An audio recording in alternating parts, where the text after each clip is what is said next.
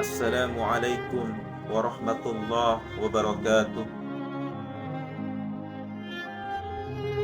Alhamdulillahilladzi ja'ala fis sama'i burujan wa ja'ala fiha sirajan wa qamaran munira. Asyhadu an la ilaha illallah wahdahu la syarika lah wa asyhadu anna Muhammadan abduhu wa rasuluh. Allahumma shalli ala sayyidina Muhammad wa ala alihi wa ashabihi ajma'in, amma ba'd.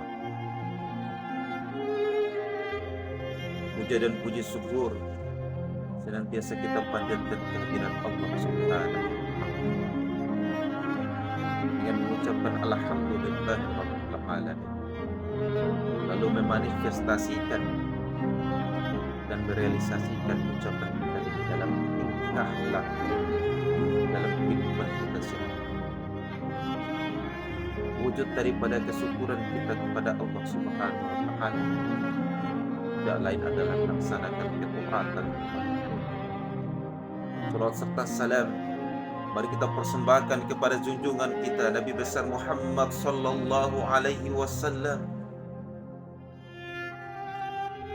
Dengan bersolawat kepada beliau, kita akan mendapatkan syafaatul uzma nanti di yaumil akhir. Seandainya ketika diucapkan, disebutkan nama Nabi besar Muhammad sallallahu alaihi wasallam, kita tidak menyambutnya dengan mengucapkan salawat kepada beliau, kita akan dicap oleh Nabi besar Muhammad sallallahu alaihi wasallam sebagai orang. Dan dia tidak akan bisa duduk bersama Nabi besar Muhammad sallallahu alaihi wasallam. Dan dia tidak bisa menikmati, mengobati kehausannya nanti di yaumil akhir di telaga Al-Kautsarnya Nabi besar Muhammad sallallahu alaihi wasallam. Oleh karena itu, agar tidak dicap oleh Nabi besar Muhammad sallallahu alaihi wasallam sebagai orang yang pelit, mari kita banyak-banyak bersalawat kepada Nabi besar Muhammad sallallahu alaihi wasallam. Sore hari yang disertai dengan berkah dan rahmat Allah Subhanahu wa Ta'ala dengan turunnya hujan ini, mudah-mudahan Allah Subhanahu wa Ta'ala menurunkan hujan ini adalah hujan yang bermanfaat sebagai rahmat dan berkah untuk umat manusia. Allahumma sayyiban nafi.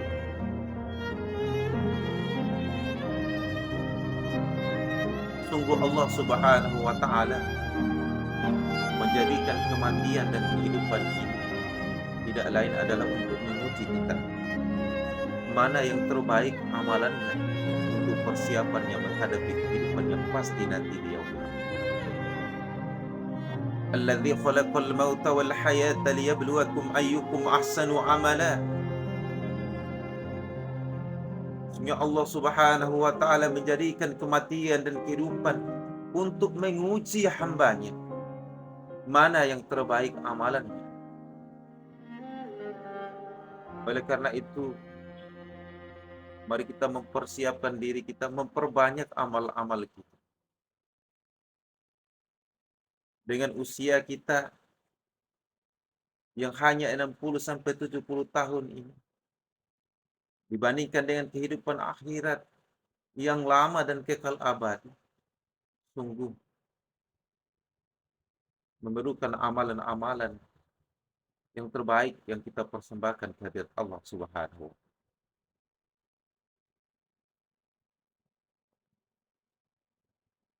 Pada kesempatan sore hari ini, izinkan saya membagi tips amalan-amalan apa saja yang harus dipersiapkan oleh seorang hamba untuk menghadapi kehidupan yang pasti di akhirat nanti. Yang pertama adalah amalan rahasia atau amalan andalan yang hanya diri seorang hamba tersebut dan Allah Subhanahu wa Ta'ala yang mengetahui amalan. Bagaimana sahabat Bilal bin Rabah ketika Nabi besar Muhammad sallallahu alaihi wasallam melaksanakan Isra dan Mi'raj, terompa atau sandalnya terdengar di surganya Allah Subhanahu wa Ta'ala, padahal Bilal bin Rabah masih berada di dunia dan hidup lagi. Ternyata amalan Bilal bin Rabah ini adalah dia selalu melanggengkan wudunya. Ketika dia berwudu, batal wudunya, dia wudu lagi. Di samping itu setelah berwudu dia melaksanakan sholat sunnah. Sehingga terompah kakinya atau sandalnya terdengar di surganya Allah Subhanahu. Bagaimana sahabat Qatadah bin Nu'man yang selalu ketika ibadahnya atau sholatnya melantunkan surah Al-Ikhlas atau Qul Huwallahu Ahad. Sampai-sampai sahabat yang lain mengadu kepada Rasulullah Sallallahu Alaihi Wasallam tentang perilaku daripada sahabat Qatadah bin Nu'man ini. Lalu ditanya oleh Rasulullah Sallallahu Alaihi Wasallam tentang kebiasaan tersebut. Dijawab oleh sahabat Qatadah bin Nu'man, saya sangat mencintai ya Rasulullah surat Al-Ikhlas ini. Surat Qul Huwallahu Ahad ini. Lalu Nabi Sallallahu Alaihi Wasallam bersabda, sungguh engkau akan bersama apa yang engkau cintai nanti di surganya Allah Subhanahu wa Ta'ala. Oleh karena itu, persiapkan diri Anda dengan amalan-amalan andalan. Mungkin kebiasaan kita senang membagikan takjil di pagi hari, sedekah subuh yang orang lain tidak tahu. Kita nafsi-nafsi memberikannya kepada orang lain tanpa seorang manusia pun yang tahu kita persiapkan. Sungguh ini adalah merupakan amalan-amalan andalan, amalan-amalan rahasia yang kita persiapkan untuk menghadap Allah Subhanahu wa Ta'ala. Yang kedua, seorang hamba sebagai persiapannya untuk menghadap Allah Subhanahu wa Ta'ala dan menjalani kehidupan pasti di akhirat nanti adalah harus memiliki amalan-amalan jariyah. Amalan-amalan jariyah ketika dia terkubur di dalam tanah, terbujur kaku di dalam tanah di alam barzah, seorang hamba tersebut tidak bisa melaksanakan sholat, tidak bisa berzakat, tidak bisa berhaji dan berumrah. Karena dia sudah terbujur kaku, mati, tertimbun tanah. Tapi dengan amalan jariyah ini, dia terbujur kaku di tanah, tapi aliran pahala akan terus mengalir di dalam kubur.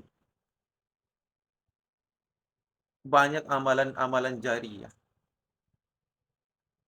yang akan terus mengalir pahalanya ketika kita membuka jalan, memberikan tanah kita untuk jalan umum.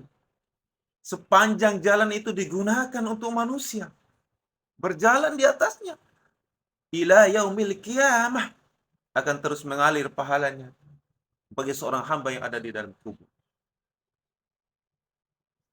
Ketika dia mendonasikan, menginfakkan sebagian rezekinya untuk pembangunan musola, pembangunan masjid, pembangunan pondok pesantren, selama bangunan itu dimanfaatkan untuk umat, selama itu pula lah aliran pahalanya ila yaumil qiyamah akan mengalir kepada. Karena ada 3 perkara yang akan terus mengalir pahalanya ketika kita meninggal dunia. Yang pertama adalah amalun jariyah. Amal jariyah. Kemudian yang kedua adalah ilmu yang bermanfaat. Bagaimana kita memberikan ilmu kepada orang lain. Kemudian orang lain menerimanya dan menjalankan apa yang menjadi ilmu kita tadi. Kemudian murid kita itu lagi mentransfer ke yang lain, men-sharekannya ke yang lain. Maka ila yaumil qiyamah, ilmu itu akan menjadi amalan jariah yang terus mengalir pahalanya ila yaumil qiyamah. Kemudian yang ketiga adalah selalu mendoakan untuk mendapatkan husnul khotimah atau akhir yang baik di dalam kehidupan. Seperti yang diajarkan oleh Nabi Sallallahu Alaihi Wasallam, Allahumma stimli bi husnul khotimah. Allahumma stimli bi husnil khotimah. Ya Allah, berikanlah akhir yang baik ketika aku menghadapmu nanti. Ketika aku mati, husnul khotimah kan aku ya Allah. Ketika aku menghadapmu ya Allah, husnul khotimah kan aku ya Allah. Itu yang selalu keluar daripada lisan-lisan orang yang beriman. Mengharapkan akhir daripada kehidupannya adalah kehidupan yang baik. Karena 2 pilihan di dalam kehidupan ini, yang baik dan yang